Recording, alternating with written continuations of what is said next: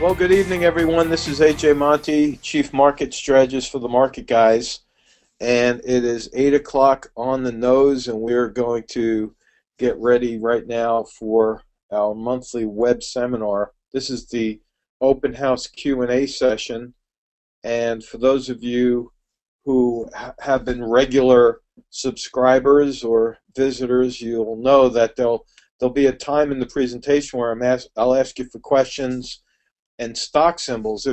If you could, please hold off on those at the beginning, because what happens is we have so many people on the line right now, the questions and the stock symbols will scroll past my Q&A box, and I won't be able to go back and get those. So when you're queued, then please put those in there, and I'll be able to catch those on as they come up. Now, again, as part of the regular routine, I usually go through the major indices and talk a little bit about what we're seeing in the market before we get into your questions, and then we can go from there. This is a weekly chart of the diamonds. That's the Dow Jones Industrial Average ETF, and that's ticker symbol DIA. And I'm looking at the weekly charts so you could see the pronounced upward trend that we have.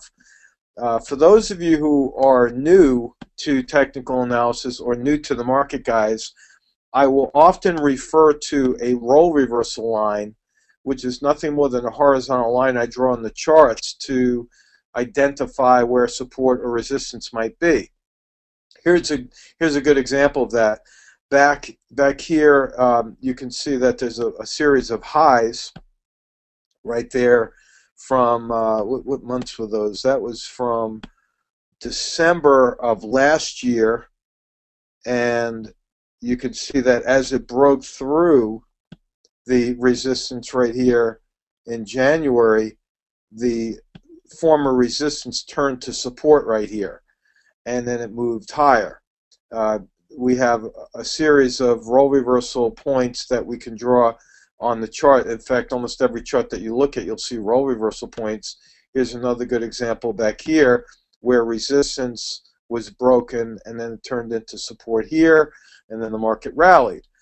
Now, one of the reasons I'm stressing the importance of role reversal is because people that I'm talking with are getting a little bit too relaxed with this bull market. You know, you have to understand, if you go back in history, this bull market that we're in is one of the longest, but we have not seen a correction. And it's my belief that when we finally do see a correction after such a long, drawn out, it's really a drawn out bull market with no correction, those who eventually take profits will do so very quickly, and it could cause a dramatic sell-off in the market, like we may have, like what we've seen in 2008. It could be that dramatic or even more dramatic than that. If you look at the Russell 2000, this is another major index, more broad-based. This is a weekly chart. It's very interesting because when I did the market report last weekend, this red candle was not there. And this line is what I identified as support. It's a role reversal support right here. Resistance broken turns to support, and it happens to coincide with the 20-period moving average, which is that blue line. And today the Russell 2000 opened up higher, and it tanked, really. It just came right down. So this is a dramatic red candle right now that shows up on the first day of the new trading week. And again, this was not on the weekend report because Monday wasn't open yet, obviously.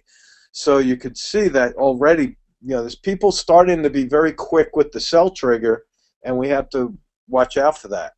If you look at the SPY, so spiders, you can see that here's another role reversal. I have to move my chart out of the line here. Let me get that out of there so I could zoom in. See, this is an area of resistance broken, held to support right here. If I go back in time, you can see that these areas of support right here, role reversal, again, resistance, broken here, turns to support here. If I go back even to this small little area of resistance back here, you can see that resistance broken turns to support here. I can go back even further. Look at this area. With 3 weeks it went up, then it came down. Resistance right here, holding almost to the penny, holding support right here. See, resistance broken turns to support. In the weekly market report, we use that as a promotional email to reach out to people who have never been exposed to technical analysis. And in the headline, I wrote, learn how to draw a horizontal line that could make you millions of dollars in the market. That's actually true. That's how I made a lot of money in the gold market. There was a fellow by the name of Mark who worked for Dean Witter, and he was the only chartist on the floor, and he taught me role reversal by just drawing simple horizontal lines, and they were so accurate that people were actually paying him each and every day for his numbers, and people would react to those numbers because they were so accurate. And if you learn how to use these horizontal lines to pick your entry points and also use them how to manage your risk, you can do very, very well. Even in the down market, it goes, the opposite is true. When a support level is broken, these areas of support then turn to resistance. In other words, let me show you what that would look like. Let's say that the spiders drop down, okay, it tests support, bounces off the support, and then let's say it drops back down and breaks down below support like that. This line here, this horizontal line, would then act as resistance, and it would hold just like that. And that's how the beginning stages of market tops form, when key support levels are broken and then they turn into resistance. And a lot of times head and shoulders patterns form that way. Again, if you're not familiar with head and shoulders patterns, go to the Market Guys website, and we have videos that show you what those head and shoulders patterns look like. So that's the spiders right there. Now let me go back and show you some more markets. Looked at the diamonds, looked at the S&P, looked at the Russell 2000. Let's look at the Qs. This is one I did not look at on the weekly report. Here again, role reversal, boom, resistance, broken, turns to support. Look back here, area, small area of resistance right in here, broken, turns to support. If I go even back here, here's a small area of resistance. It went up, came down. I draw my line right there. See, it held the support here. I can go back even further, go to that point of resistance. You see that right at that high, right? I could even take all of these highs actually and try to find a common high among those. High, high, high, broken, turns to support. And these are the cues. A lot of times people say, oh, it's not exactly on the line. No, this is never going to be exact. This is within pennies of that support level. These horizontal lines act as areas of support or resistance once they're broken. Even back here, look, area of resistance here, here, and here. If I draw a line, boom, this acted as support here with this hammer pattern. So now, looking at the Qs, what do we see? Let's zoom in. Remember, this is a weekly chart. Here is a very small bodied candle that has gapped up today on the Qs. And we set another record high, and in the process of setting that high, we set a gap. Zoom in a little bit more so you could see. The gap is more or less a price void. Here's a high from last week right there. I'm going to draw a horizontal line there. Here is the low from this week so far. Again, it's Monday, but here's the low. The difference between this high and that low, you can see there is no price action. That small little sliver, that space, is the price gap. And most of the time, 80% of the time, gaps fill. When you're talking about major indices, if you go back in time, especially on the weekly charts, go back and look at all the gaps that have formed in the past. Here's a small little gap. It filled a couple of weeks after that. Here is a gap. It gapped up, and let's see, 1, 2, 3, 4, that's about 6 weeks later, it filled the gap. Then it gapped down. The very next week, it filled. These gaps here, I would have to say this is probably an open gap, very, very small sliver right there. But you could see that the majority of these gaps, when they do form, fill. And that means the price comes back to that level and fills the void. So that's the cues. Let's look at the volatility index. I really, if there's one thing that I want to focus on tonight, it is going to be this, the volatility index. Because in order to really appreciate what this is, and again, I'm repeating information that some of you already know, but it's always good to repeat it so it reinforces in our minds just how important this really is. You have this is a weekly chart of the VIX, the volatility index, going back 3 years.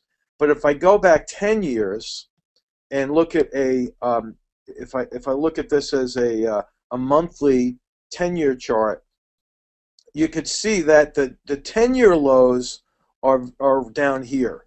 See, these are the 10-year lows back in 2005, 2006, 2007.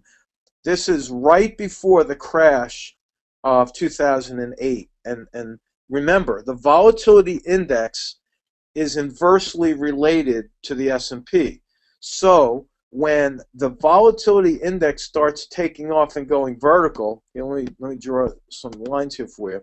Remember, this is 2007, and then we started moving off the lows, and in 2008, right here, the volatility index spiked up. And what happened to the market then? Well, in 2008, we had a major crash. So you can see that when the volatility index started taking off to the upside, the S&P crashed. It went down. And then we had the recovery in 2009 where the S&P went up. And what happened? Again, the VIX went down when the S&P went up. You see, so that's very, very important that you understand what we're talking about here.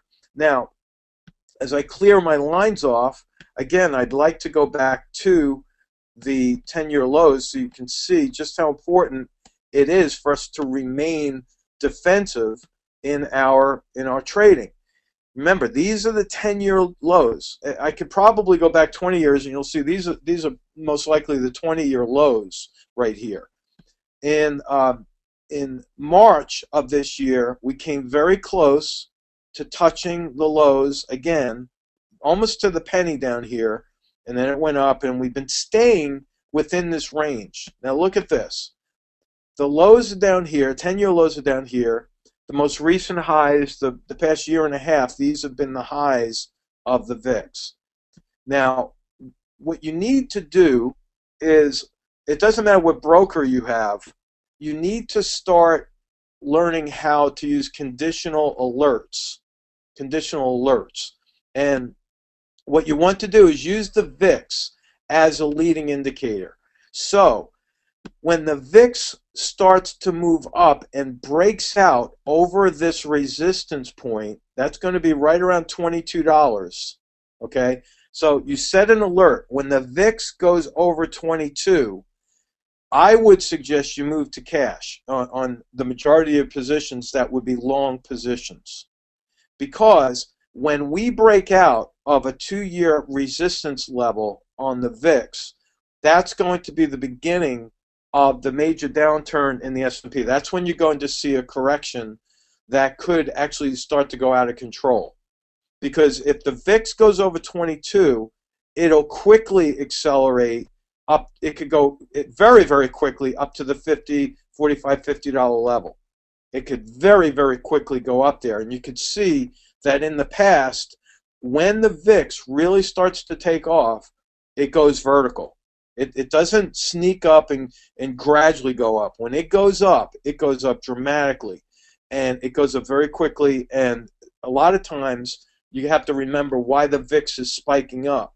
Remember, it's a volatility index. When people start to fear and sell through panic selling or capitulation, whatever it may be, the sell-offs in the S&P are very rapid.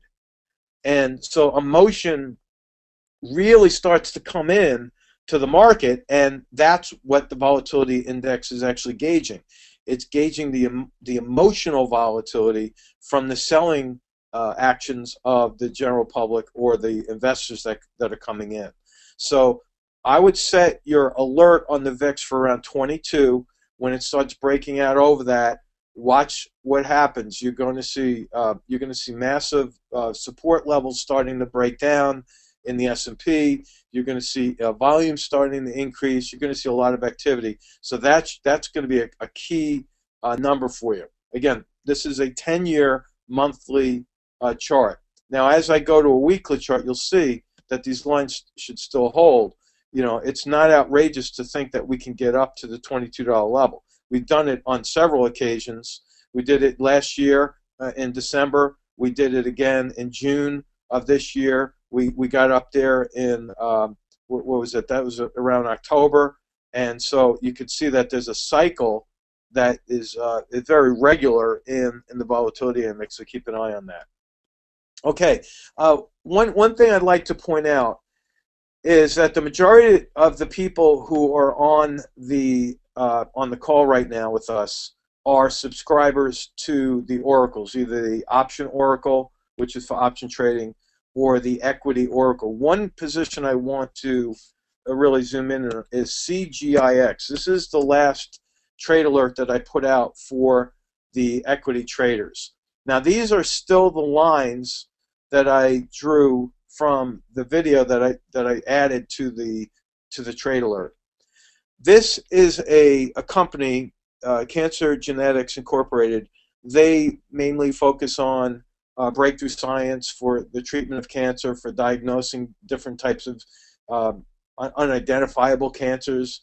They're really a cutting-edge company that still has a fairly low price stock. Now this one has not yet been discovered, I believe, by the major investors that are out there. The volume is still fairly low on this, and I normally don't like to get involved in stocks that have less than 500,000 shares traded. But I will tell you, I think this one has real potential.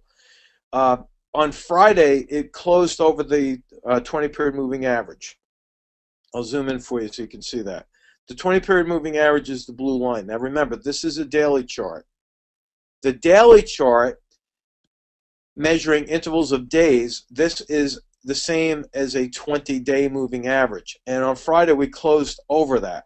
Today, it came back a little bit, but if you'll notice, it barely touched the 20-period moving average, and then the buyers rallied it from the low today, which is telling me that the 20-period moving average is now acting as a role reversal line. Remember what I said before about how resistance once broken turns to support? Well, look, this is an area of resistance here. This is an area of resistance here, these two candles. If I just draw a line right over there, right around those highs, you can see that on Friday we broke over that. It matches right with that 20-day moving average.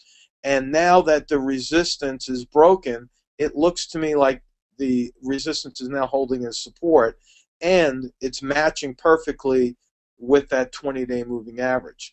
So if you did not get involved on that stock, this is still a really good candidate.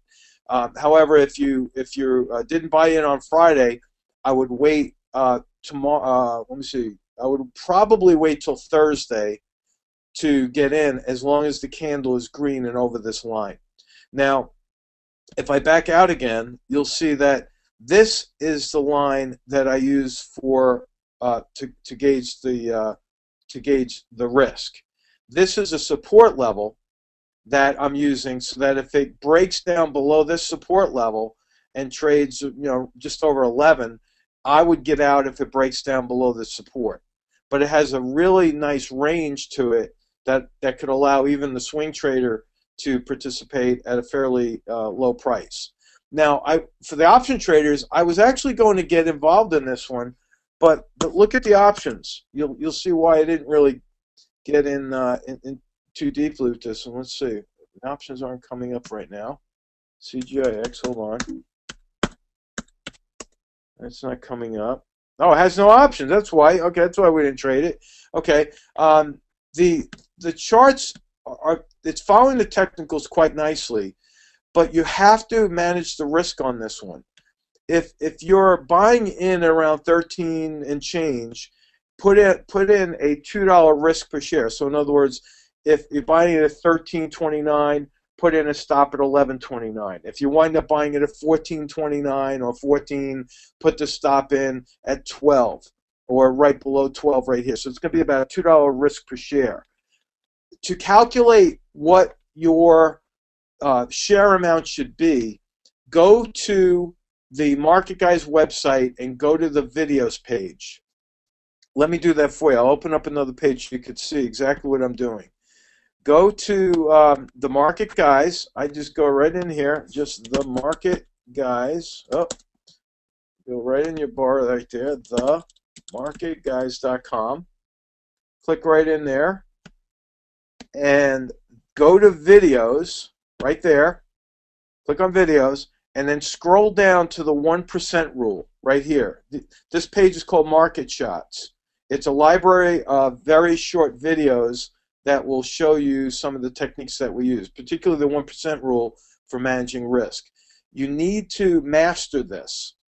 It's a simple math formula that tells us how to not only size the position or tell us how many shares we get to buy, but it also shows us exactly where we should be putting our stops. So if you have a $2 risk per share, you take 1% of the value of your whole account, divide that by the risk per share, in this case it would be 2, and that will tell you how many shares you should be buying in the position. Don't use all of your buying power simply because you have money in there and you want to use it all. That's not the right way to size the position. So use the 1% rule and learn how to manage risk accordingly. Okay, now let's go. Does anyone have a question about any of the positions we currently hold? I'm going to. There's a little bit of a delay in the Q&A box, so if you have a question you want me to start off with before we get into stock symbols, then go right ahead. No questions? Any questions? Okay. All right, Tom, let's go. Tom wants me to look at COCO. That's Corinthian Colleges. COCO. Let's see. Come on now. COCO. I'm going to back up and get that in there. COCO. Okay. Corinthian Colleges. Tom is in at 181. It's trading just below 180. Right now, Corinthian Colleges looks really strong. For a couple of reasons. Number one, it's trading above the 20-period moving average, and it looks like this might pull back just a little bit to the moving average, but that role reversal in the moving average is going to be a place that we can get in and manage the risk at that particular point. Corinthian Colleges, if you look at this on a weekly chart, it has quite a nice range. Again, this is the weekly chart for Corinthian Colleges.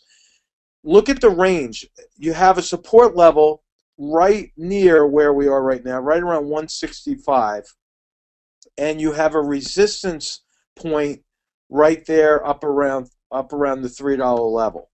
So we have, percentage-wise, this is a tremendous trading channel. I love this stock because it's so regular in the way it trades.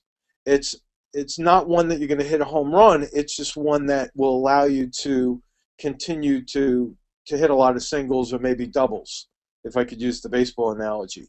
So it's still very much in a well-pronounced trading range. I would still get into this stock even at these levels because the weekly charts, if you look, we have a bullish engulfing pattern last week. And the bullish engulfing patterns and the bearish engulfing patterns are not ones that you should ignore. Again, if you look back here, here's a bearish engulfing pattern. Back here, big red candle engulfs the previous green candle. What happened? Stock dropped. Back here, bearish engulfing pattern. Stock dropped. We had a bullish very close to a bullish engulfing pattern right here. Stock rallied. Here's a bullish engulfing pattern. It rallied a little bit, but then it broke down below. You would have gotten stopped out somewhere in here. And then, boom, another bullish engulfing pattern right here with a beautiful upward move to follow. with last week ending in a bullish engulfing pattern, this tells me, again, from the charts, the weekly charts especially, that this stock has the potential to get right back up to the moving average, which is around $2. So it doesn't look like that would be a big deal, but percentage-wise, if you buy it at 180 and sell it at, let's say, 205, you're making 25 cents on a $1.80 stock. So percentage, that's a nice trade. And you can do that very easily with this particular stock. So that's Corinthian Colleges. All right, let's go to. All right, I don't see any questions in there. Let's see. Let's see. Ron has a statement. He said last month you recommended keeping an eye on Eagle, EGLE. Shortly after that, it took off, then came down. I think there was a typo there. It took a large leap in price today. Would you still advise buying the stock at what entry point? Thanks, Ron. Okay, let's look at EGLE. Now, this is another stock that I came across. It wasn't by accident. I was just doing a scan, and then I simply alphabetized the scan, and this one kept coming up. EGLE is one that I would still get involved in here because, again, this is a daily chart. The main reason is that it closed over the 20-period moving average. That's number one. The second support, or I should say the second positive signal, is that we see an increase in the green volume as it's breaking out over the 20-period moving average. Now this gap has filled, so you got to watch that. That's why you got to keep a tight stop on this one. If you buy this one, I would put my stop really close, because here's the role reversal point. If you buy it at 370, I would probably put my stop around 326. Let me draw these price levels instead of the trend line. Get an exact number for you there.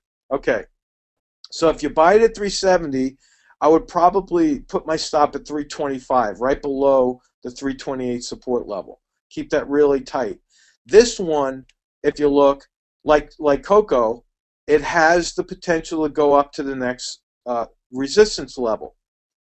Now again, if you're buying this at around 370, the next resistance is up there close to 4.5. So percentage-wise, you're not looking to buy and hold this forever. This is a buy.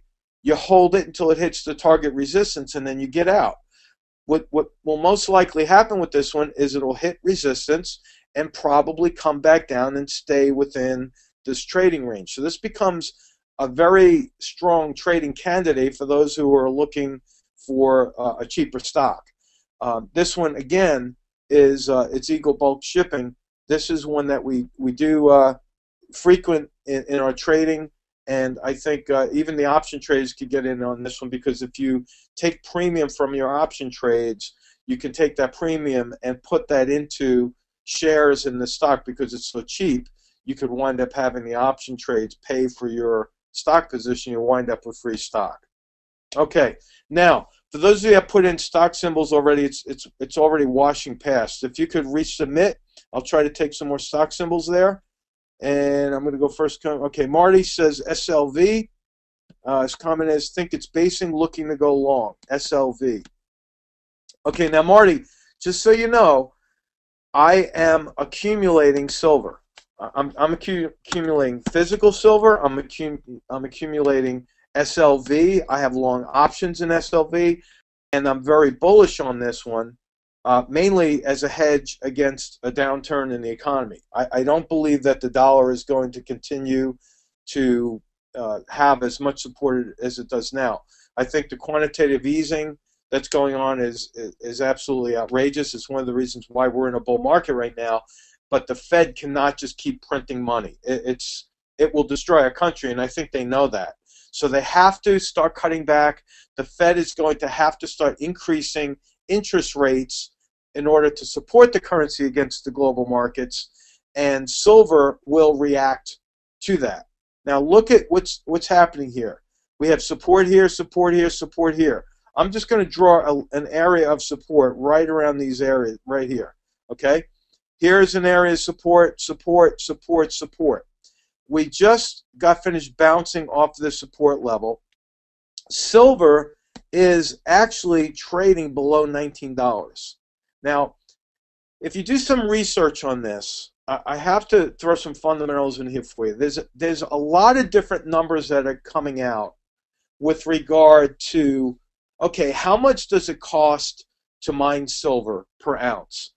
That depends on which mining company you're talking to. See, a smaller mining company will have a higher cost of pulling the precious metal out of the ground. A larger company will have a less expensive go of it. It's kind of like Walmart can buy and manufacture products cheaper because they deal with a lot of bulk. Okay, so it's that supply and demand discussion. But here's the thing. A lot of the mining companies out there, it costs them about $20 an ounce in today's prices to pull silver out of the ground. So let's draw a line here. Hold on. I'm going to draw a line right at the $20 level. Now think about this for a second. If you're a mining company and it costs you $20 to pull the silver out of the ground, and it's currently trading $18.72, are you going to be happy? Of course not. Because if it costs you $20 to pull it out of the ground and you could sell it and you're selling it for less than $20, that's a losing proposition for you. So what happens is smaller mining companies start to cut back on the mining operations. Some will even lay off people. They're definitely going to cut back on production because the cost of pulling it out of the ground is too expensive. It's kind of like what happened when the cost of oil, okay, became too cheap for the Texans to pull it out of the ground at that particular point. A lot of the oil wells shut down because the Saudis were pulling it out of the ground cheaper than what it was for the Texans. So as oil prices started to go up, that's when the Texas oil wells started to come back online. Well, the same thing happens for silver. So if the smaller mining companies are shutting down or cutting back, that means they're pulling less silver out of the ground. Does that make sense? So there's less supply. So eventually, what I believe is going to happen is silver is going to start to move back up slowly. It's not going to storm up, but what will happen is as these small mining companies produce less, it's going to create more demand because there's less supply. See, silver is still an industrial metal. It's used in a lot of different applications. And if you look, it could easily get back up to $20, and it could easily go back and fill gaps at 22. See, there's a gap back here. So I'm accumulating silver on the major support level, and I believe that it's going to be a great sale at 21.5 to 22. But percentage-wise, if you could buy it from 18.5, 19, even 20, you're still talking 12% or more on a return just for it to get back to fill that gap. And we're not talking about an outrageously high number for silver. So I think silver is a really good buy at these levels. Also, silver Wheaton, if you're looking at that one, it's SLW. For those of you that want to trade, let me erase some of my lines here. Hold on. I'll clean that chart up there for you. And let me get to my horizontal lines. There we go. Price level. Okay. So look back here. Silver Wheaton gapped up. Okay. I'm going to draw a line right at the gap point. Boom. When the gap filled back here, it reversed. That's, by the way, what happens most of the time. When gaps like this one and even this one, when those gaps fill, the stock usually, once it hits a target, it'll reverse and go the other way. This gap has filled. On silver Wheaton, there are no longer any downside gaps that need to be filled. It is on a very strong support level right now, right there where I have that horizontal line, right around 1966. So silver Wheaton, like SLW, is in a good position for a buy. Now silver Wheaton, if you look at the resistance area, that's going to be up here. Let me just get that number for you. That's right around 2267. So again, if you can buy that one now and put your target price up there around 22 to 22.5, that's a really great trade. So hopefully, Marty, that's helped you. and I'm looking forward to hearing of your success on that one. Okay, Brian is looking at Apple. Okay, thank you, Brian, for your comments. It's really great when you put a position in, or if you're putting in a stock symbol, please let me know what you're doing with it. If you own it or you're thinking about buying it. Now, Brian says he's looking to buy leaps in Apple. Now, for those of you who are not option traders, a leap is a long-term call option that allows you to participate on the stock on the long side. Right now, Brian, I would not be buying a leap on Apple because what happened today, it gapped up. And this is very, very close to a hanging man. A hanging man it looks like a hammer pattern, except it's at the upper end. So Apple rallied today on positive news, but it gapped up. And it gapped right up to a resistance point right here, right around 573. So I would wait, Brian, I would wait for this stock to come back and pull back to the 20-period moving average or pull back to the support level right around 553 before buying it. And then once you buy the stock, you want to set your stop below the key roll reversal point. Now, here's my test question. Okay, this is an interactive session tonight. I'm looking at Apple. Look at the chart. In fact, I'll zoom in for you to help you a little bit with the eyeballing this. Okay, here's a chart of Apple. Can anyone tell me where I should draw the horizontal line? Let's see. I have to move more price over.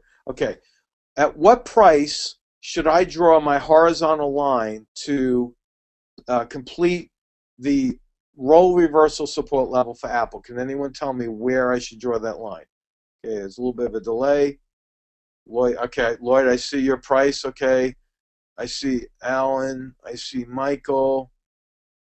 I see Jan. Jan's probably the closest. Joseph. Okay, here's some of the numbers I'm getting. 540, 530, 540, 530, 538, 540, 540, 540. Okay, I would say right there.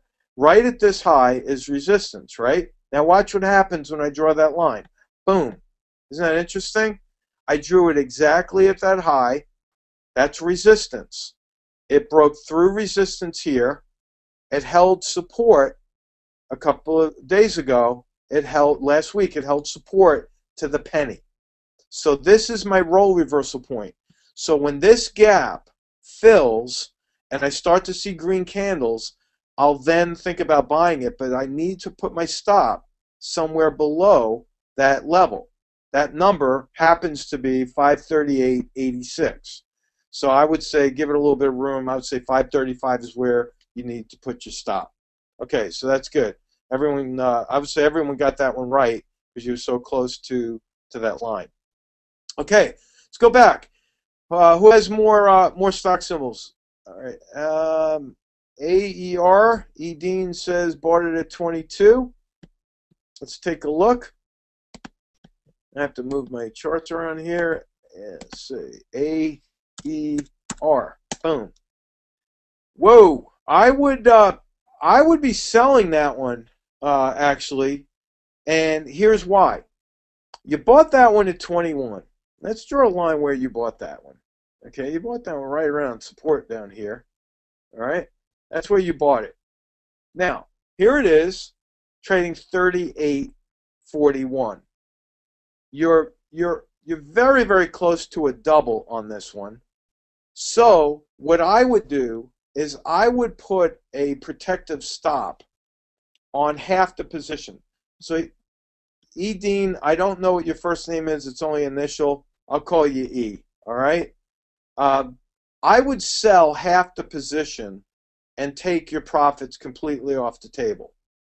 Because if you have close to a double on this one, then that means if you sell half, you can't lose any money because the profits are paid for at least half the position already, right? And then I would protect the other half right here.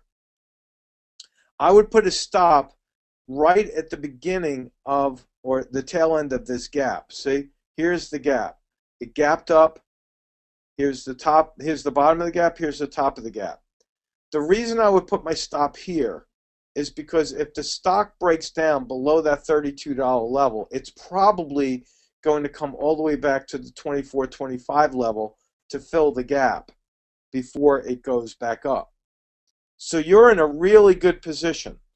The other reason I would sell at least half is because, excuse me, if you look at the series of green candles here, you have 1, 2, 3, 4. You have 5 green candles in a row, but today's green candle is an inverted hammer.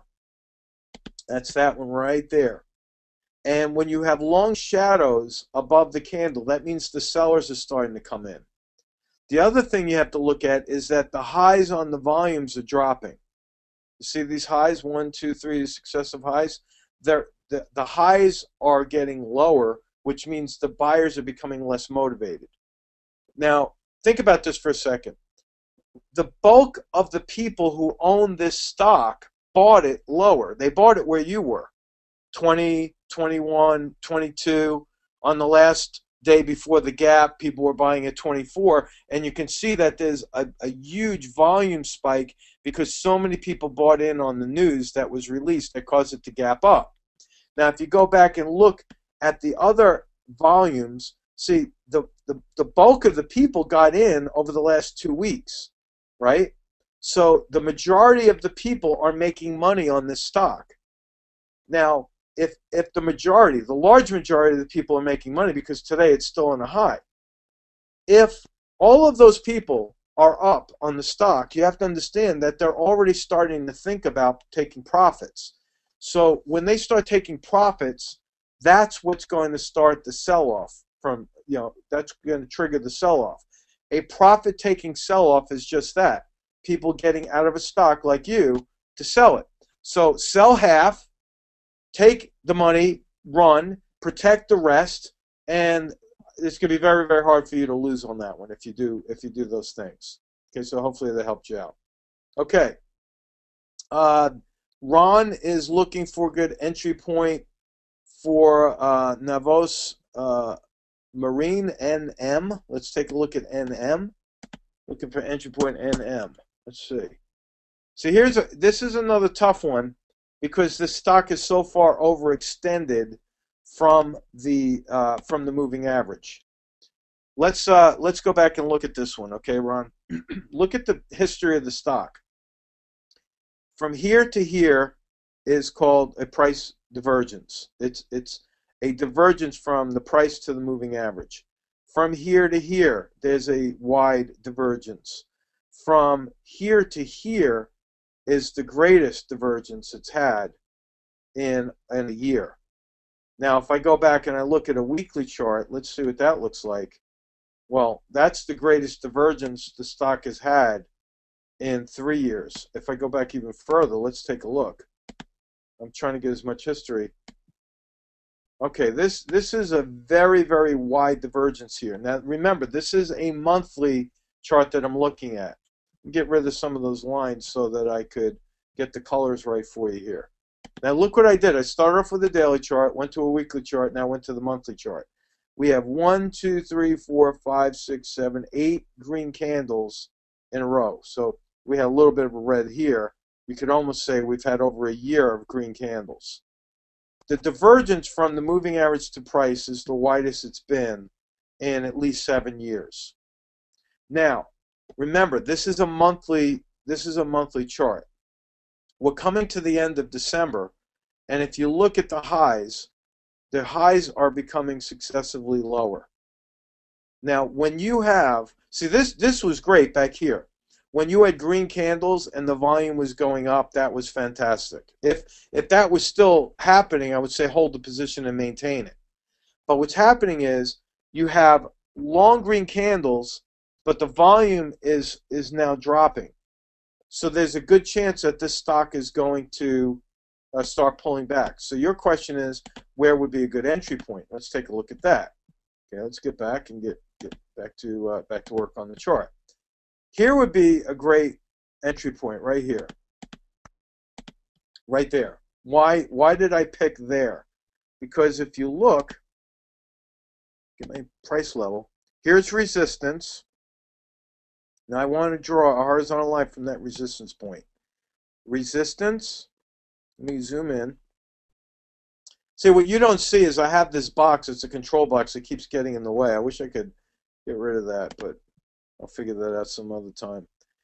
Here is resistance that was broken here, and then resistance turned to support here. So this area right around 881 would be the best place to enter after it pulls back and then it starts to bounce. So Ron, I would say wait for the stock to pull back, put a price alert right around 880, and then watch for the bounce. If it doesn't bounce, obviously you're not going to buy it, and you'll have to find another role reversal point probably somewhere down here to buy it, right around $8. But I would wait for it to pull back to a major role reversal support, preferably someplace close to the moving average, and then wait for the pivot point to form, get in, and then put your stop right below there. All right, hopefully that's helped you a bit there. Okay, Rick says, it's a question that Rick is putting out. AJ, can you get into how you scan for trades if you have time? Well, Rick, I won't have time for that, but let me just tell you this. And the reason is there are so many people on this call right now. Most are from various brokers. There's a majority of people now that are from one particular broker. We have people dialing from Canada, from the US. We even have some people that are going to be listening to the recording from Europe. Every broker has stock scanners nowadays. What I would do is I would start scanning for stocks that are based on fundamentals. I would look for stocks that have low debt to equity ratios. That's a big one. I would look for stocks and scan for stocks that have lower PE ratios. I would say anywhere between 15 and 25. Those are some fundamental scans that you can put in there. Then I would look for stocks that are within 20% of their highs. 20% of the highs. Don't try to bottom fish. Try to scan for stocks on the technicals where they're 20% from their highs. That's telling you that these are stocks that are upward trends. Then once you get that list, then what you do is you narrow it down by your visual analysis of looking for roll reversal points like we did here in ticker NM. That's what you want to do. You want to make sure that you are going to the charts to give your final scan. The technical scans are easier than the fundamentals because you have you don't have the time to go through all the fundamental analysis. Let the computers do that. The technical scan is just eyeballing where the support and resistance is, and that'll help you right there. All right. Okay. Alan says, let's see, Alan, you have it in twice, I think. Okay, put it in twice so I could see that. Thank you, Alan. All right. I'm thinking of buying DBA. Is this a good time to do it? It's near the bottom of its range, but it recently gapped up. Let's take a look at DBA. Now, folks, if you have a spreadsheet or a pen or a pencil or something, write some of these down. There's some really good candidates that are coming here. NM is a great candidate for someone that's looking for a cheaper stock. You just wait and you do the same thing that we talked to Ron about. Wait for the stock to come down to the support level before you buy it, and then use the 1% rule to protect yourself. All right? So let's look at DBA. DBA. All right, this one, yeah, you're right. I think it has a very nice range. It's reasonably priced stock. I don't have time to get into the fundamentals right now with this one, but it's the agricultural fund, and it is on a major support level. This support level goes back to what we see back here in March of this year, and it looks to me like the stock is starting to move out over the 20-period moving average. Today was a little bit of a doji on lower volume, so you got to watch that one. But here's what I would do. I would wait for the stock to break out over this resistance here, okay? Wait for it to break out over 2472, because the former resistance will then be your new support level. If it breaks out over 2472, then you know it's going to have to break out over its 20-period moving average. You follow? And we definitely want to be looking at the stocks that are moving over the moving averages, not staying below them. So this is a great candidate over 24.72. If you get a green candle and it breaks out over that level, then I would probably put $1 risk per share. If you buy it at 20, let's say you buy it at 25, I would put my stop at 24 and then just leave it and trade it from there. You see, this one has a series of gaps above the market. Here's a gap that needs to be filled. Where is that other gap? Oh, this gap is already filled here. And so that's a great target price for this one. Up there close to 26. That's a great target price. And this stock has the ability to do that, no problem. Okay, wow. Now, Hero, H-E-R-O, Stephen is looking at that. He's longing at 597, H-E-R-O. This is one we've traded before. We've done well with this one. 597, you're long it. Excuse me. Okay, Stephen, look at this. Look at this stock. Number one, it's over the moving average. Beautiful. Number two, look at the volume. The volume is spiking. That tells us that the buyers are coming in. Now, what I would do is I would put my stop down below 585. I would put my stop probably, I would give it maybe 570. Put your stop at 570. This position looks very strong because the volume is increasing in the direction of the movement. That's number one. Number two, the way the volume is mounting, it looks as though this stock wants to break out over that high right there. So there's a good chance that role reversal high will be broken. Once your stock goes over that point, once it goes over 647, you would then move your stop from 565 to 630, only after it goes over this high. Now, what I've just told you to do is basically trail the stop.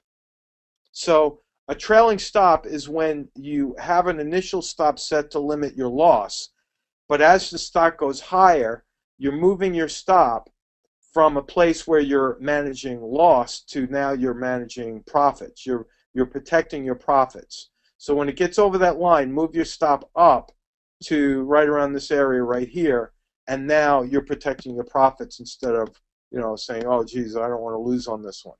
So I like that one. Stay long that one. That one looks pretty good. And percentage-wise, you're already up pretty well as well. Okay. Tom is looking for a good entry point on PNQI. Let's take a look at that one. PNQI. Whoa. Interesting. You know, Tom, I don't know about this one. I mean, here's why. I'm looking at the volume. This is a fairly low volume stock. It's trading, on average here, it's trading about 100,000 shares. Okay, if you look down here, the recent average volume is going to be right around 100,000. That's number one. The other thing that I question is all this gray area in here. These are all dojis. And the reason these dojis are taking place is because there is no liquidity. See, when a stock opens and closes on the same price, that's how a doji forms. And that's what this whole gray area in here is, all doji. The main reason I don't like it is because it doesn't look like it's got enough liquidity. Yeah, it's in an upward trend, but the only thing that I see going for it that's good right now is that you have a role reversal support level right around 65.22. And here is a fairly high-priced stock with low volume, and it's an ETF. It just looks like a very unpopular ETF. So what I would do, instead of trading this one, again, I don't have time to do this, but I would go to NASDAQ and pull up the prospectus on this one.